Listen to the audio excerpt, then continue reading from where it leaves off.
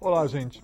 É, Sejam todos bem-vindos aí nesse nosso terceiro encontro, né? Nesse nosso terceiro momento em que seguimos aí na nossa reflexão sobre a cultura, a memória afro-brasileira e indígena. E nesse nosso terceiro encontro eu ainda sigo dialogando com vocês sobre essa questão ainda das Áfricas, né? Ou da cultura afro-brasileira no nosso contexto. A professora Cláudia César, que virá também dialogar com você, vai dialogar com você, está dentro desse nosso propósito, desse nosso bloco, ela também vai aprofundar alguns desses temas a partir de uma perspectiva da questão das artes, da criação e outros aspectos também.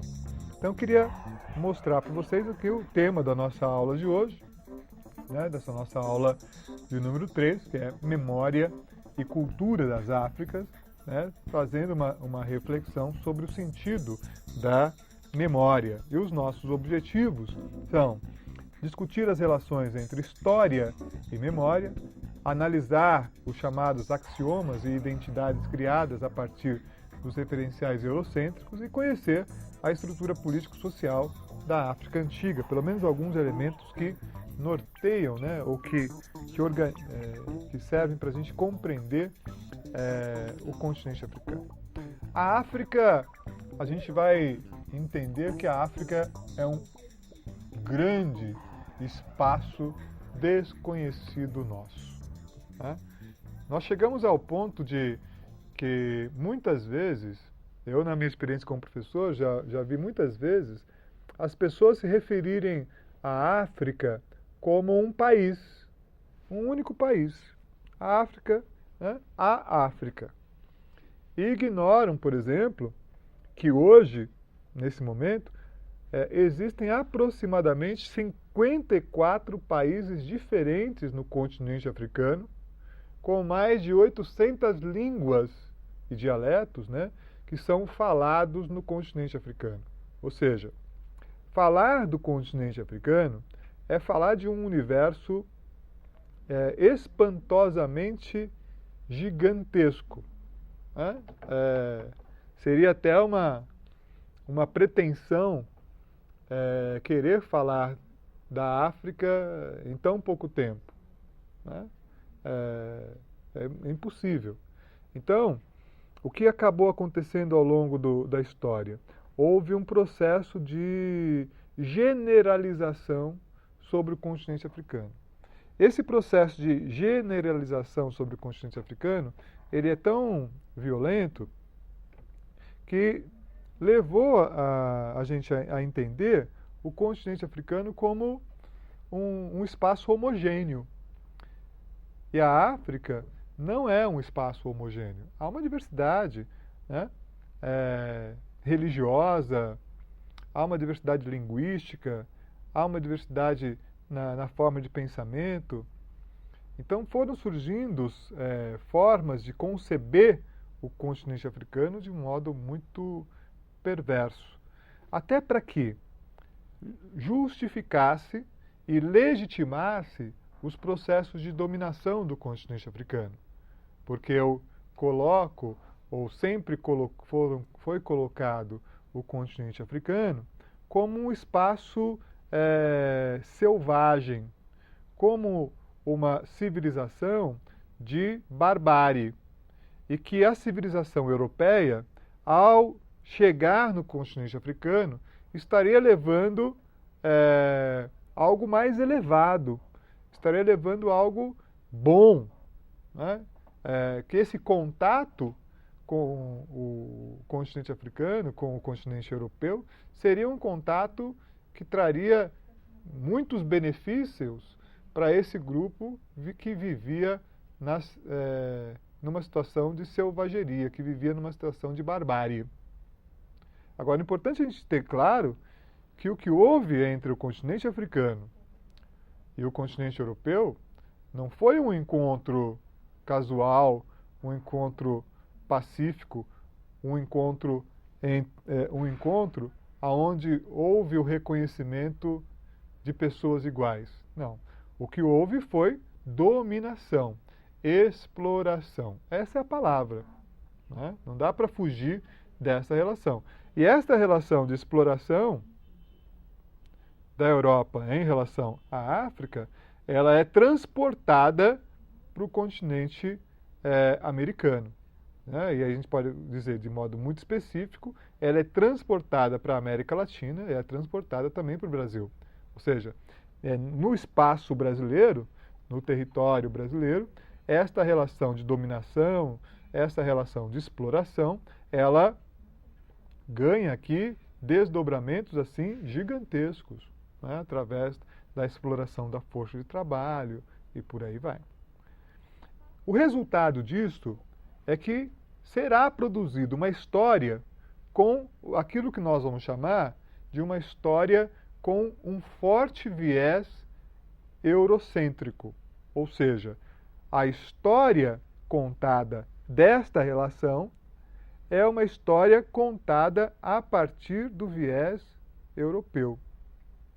É aquilo que eu falava a respeito do livro da Ana Gentili, né? Sobre a questão o leão e o caçador. O leão e o caçador. Lembram? Lá na primeira aula, né? Ou seja, a história mundial ela é contada pelo caçador e não pelo leão. Né? O caçador aí, no caso, o europeu. Né? É uma história, portanto, eurocêntrica, de viés eurocêntrico. Né? Então, a gente acaba criando uma situação de uma certa disputa entre essa história oficial e a memória. Né? Ou seja, o que é isso?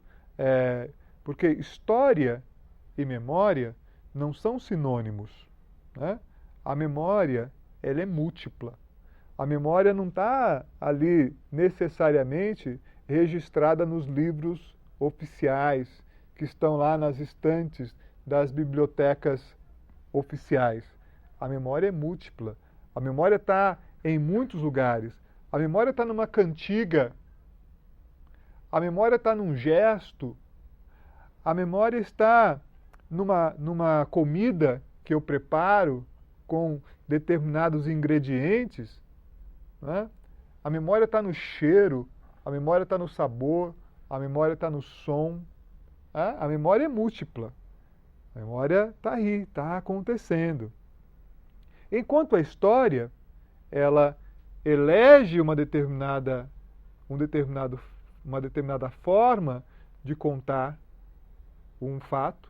Né? Isso é a história. A história elegeu, escolheu e disse, este aqui é o oficial. Este aqui não vale nada. Esse aqui nós esquecemos. Ou seja, a história, ela silencia a multiplicidade das memórias. A história escolheu um. Né? Ela reconstrói e conta o passado a partir dali.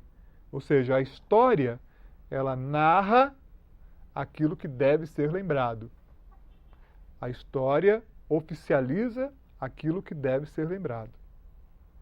Portanto, a história, ela tem sido um instrumento do dominador.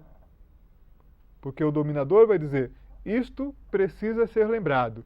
E todo esse resto aqui precisa ser esquecido.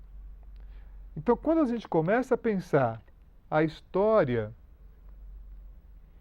do afro-brasileiro, de toda a luta dos afro-brasileiros, é uma história que foi silenciada. Né? Porque na história oficial,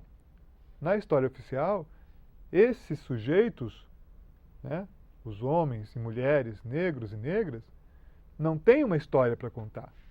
Porque eles não são parte da história oficial. Mas há as memórias. E aí a gente precisa, né, ir atrás dessa memória. Há um grande historiador chamado Jacques Le Goff, e ele afirma o seguinte, que a memória sempre é seletiva, ou seja, ela escolhe o que será guardado, transmitido, interpretado e a forma como tudo isso vai ser trabalhado. Então, quando a gente retoma essa noção de trabalharmos memória, a gente está olhando para um universo de coisas que estão ao nosso redor e que, de certo modo, contam, revelam esta memória, esse passado, né, dos afros brasileiros. No caso africano, no caso de muitos grupos africanos, manter a história, manter a memória, é um trabalho destinado a determinadas pessoas dentro das comunidades, né?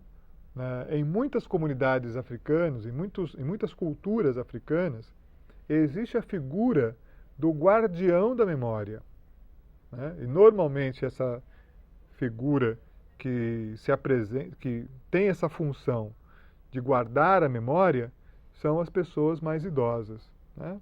São os idosos da comunidade que têm o papel, que têm a função de guardar a história.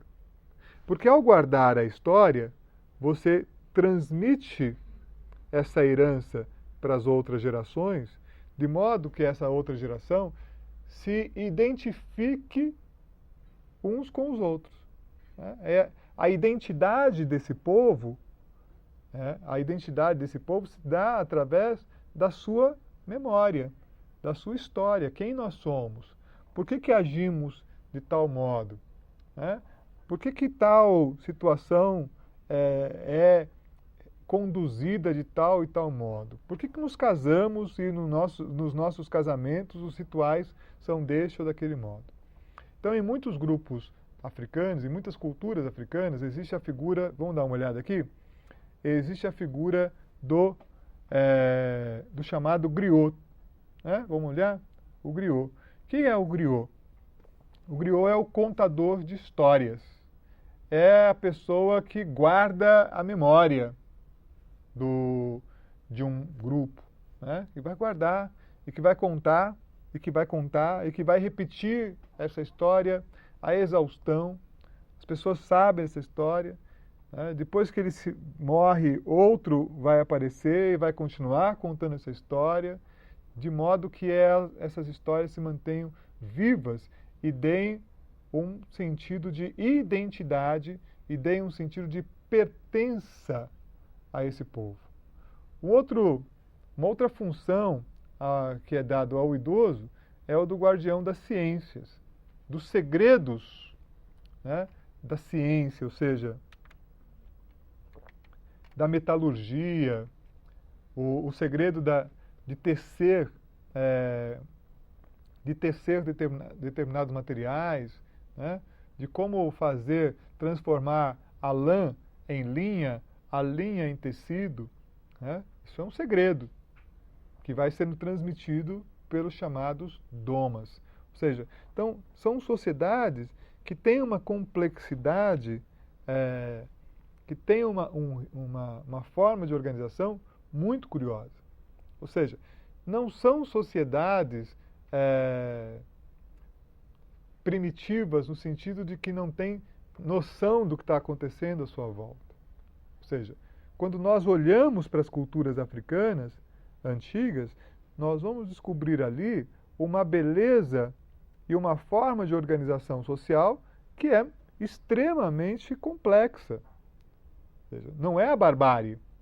Então, criar essa noção de África, barbárie, África, selvageria, só interessou ao dominador, ao explorador, que ao criar essa imagem, essa falsa imagem da África como um continente de barbárie, facilitou os processos de exploração.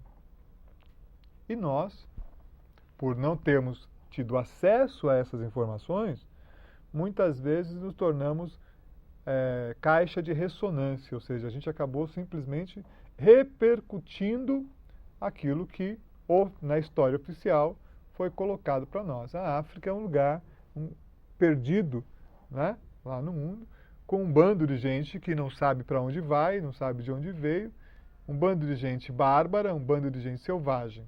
não há ali nenhuma expressão de organização que possa ser considerada. É uma mentira. Né? Não vou nem usar a expressão que é um engano, que houve um equívoco, não.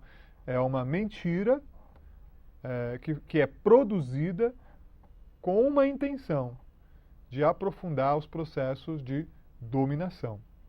E aí, quando a gente começa a olhar para o continente africano, a gente vai observar, por exemplo, que não é um continente onde a escrita vai ser um elemento dominante. Isso não vai ser. Né? Que a gente vai ter outros processos, né? Uma outra forma onde as relações, as histórias vão sendo registradas, que é através da palavra, a oralidade. Né? A África, portanto, ela tem, a grande maioria das culturas africanas terá na oralidade uma forma de se expressar, né? Uma forma de perpetuar a sua história. Ou seja, não está nos livros, na biblioteca, está na figura do griot, está na figura daquele ancião que conta a história e, desse modo, vai perpetuando o conhecimento, os domas, a ciência e por aí vai. Uma outra característica das culturas africanas é a questão do ritmo, né? Ou seja, os povos africanos, nós podemos incluí-los como povos de uma grande inteligência acústica. Ou seja, na África não existe vida sem ritmo. Né? O som, o ritmo, é parte da cultura africana. Né? Há alguns pesquisadores que dizem que é uma cultura luminosa. Né? É uma cultura luminosa, ou seja, da cor, né? Do sol, do ritmo, do movimento, do corpo. Enquanto o europeu vivia todo um recato em relação ao corpo, o africano não vivia, né? Muitas culturas africanas não tinham nenhum problema né, com a questão do corpo, né? De mostrar o corpo, de movimentar o corpo. Esse encontro dessas duas civilizações é muito curioso, porque eles possuem concepções do mundo muito diferentes. Muito diferentes. Né? A questão é que uma delas tinha um poder de fogo, né, e de opressão muito maior do que a outra.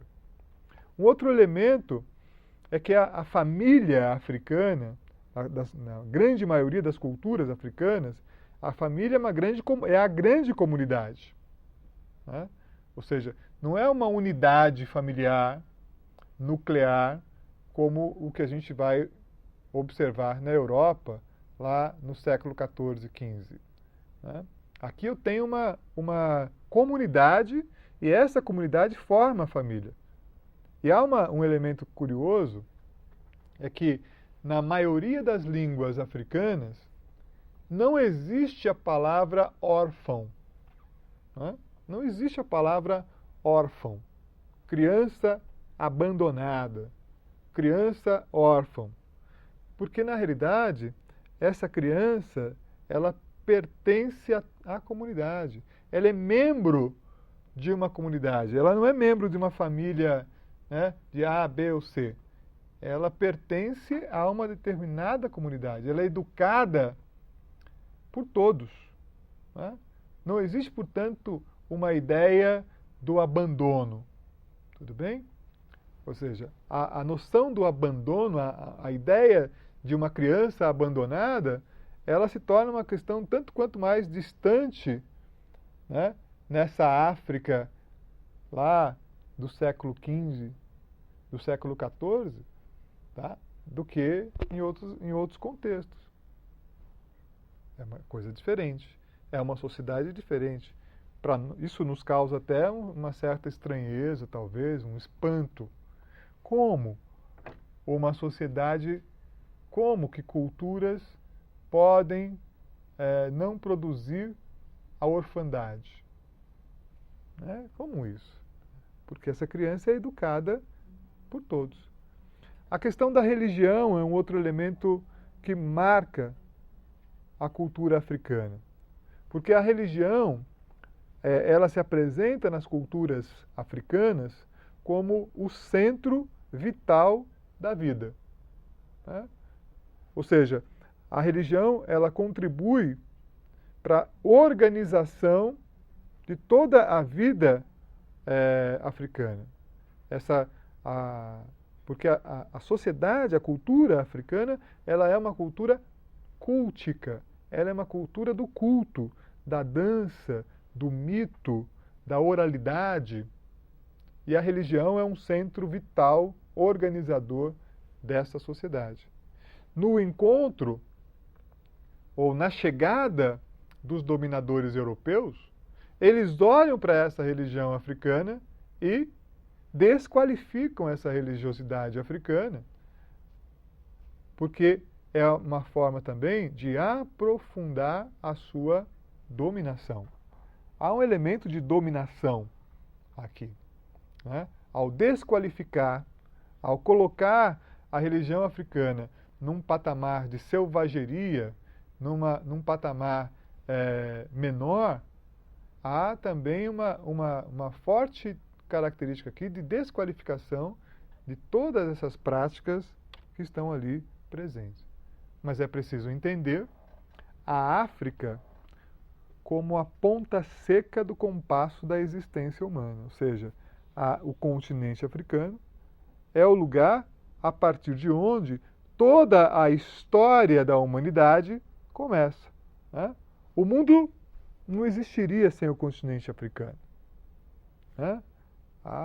No caso nosso brasileiro, sem o africano, nós não seríamos o que somos. Isso é um fato, né? Só para termos uma ideia, se a gente pegar o dicionário da língua portuguesa, 30% das palavras que estão lá no dicionário, se eu dividir o dicionário em 3, né, quase 1/3 disso aí, tá?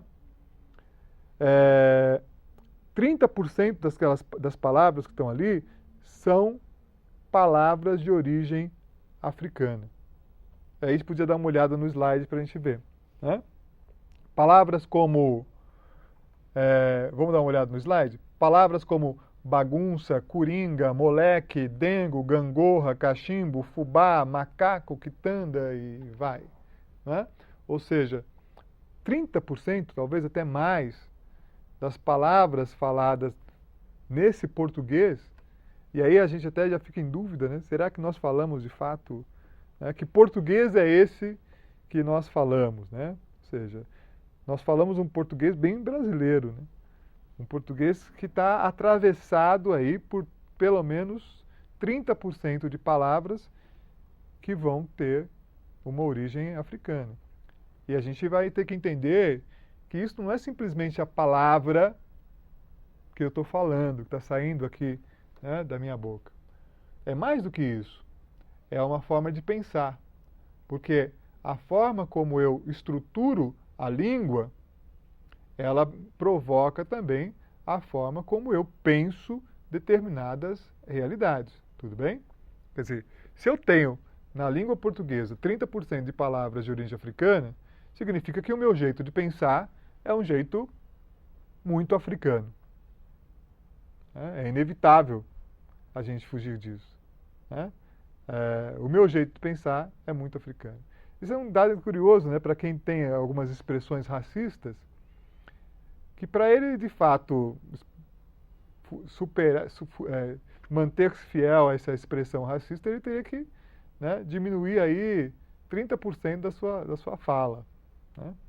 Contudo, quando a gente pensa a África, a gente vai ver que há uma invenção, né, falsa, um falseamento sobre a África. A África como lugar do canibalismo, como lugar de violência, a África como lugar dos demônios, a África como lugar selvagem, né? Ou seja, a África como lugar onde nada prospera, né? Ou seja, porque o que a gente fala sobre a África, o que se conta sobre a África, se conta a partir de um viés europeu.